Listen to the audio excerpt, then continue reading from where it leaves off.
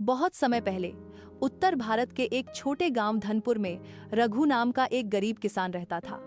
वह मेहनती और ईमानदार था, लेकिन उसकी किस्मत हमेशा ही रूठी रही। कई सालों से फसलें खराब हो रही थीं और परिवार का गुजारा मुश्किल हो गया था।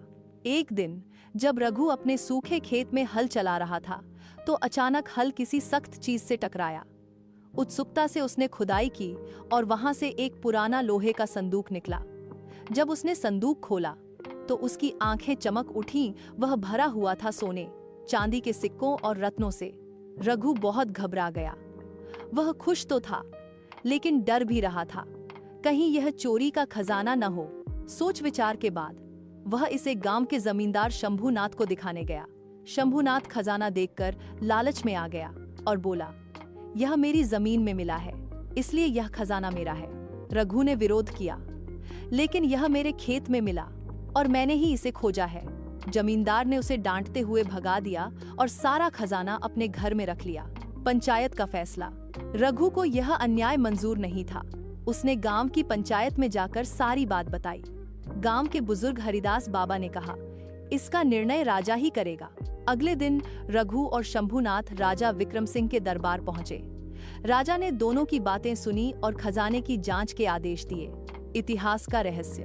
3 दिन बाद मंत्री ने जानकारी दी कि यह खजाना करीब 100 साल पहले के राजा अम्बरीश का है, जिन्होंने युद्ध के समय इसे छुपाया था। राजा युद्ध में मारे गए थे और खजाना कभी नहीं मिला।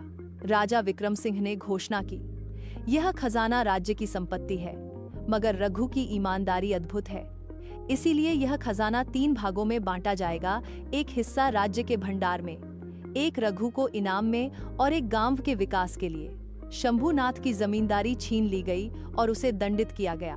नया जीवन। रघु को अब सम्मान और धन दोनों मिला, लेकिन उसने अपना स्वभाव नहीं बदला। उसने गांव में स्कूल बनवाया, अनाथ बच्चों के लिए आश्रम खोला और अपनी जमीन पर मेहनत जारी रखी। गांव वाले अब उसे रघुनाथ बाबा कहने लगे। सीख। सच्चाई और ईमानदारी चाहे जितनी भी कठिन राह हो, अंत में जीत उसी की होती है। जो दूसरों का हक छीनता है वह कभी चैन से नहीं रहता, और जो सबके लिए सोचता है उसे सच्चा सम्मान मिलता है।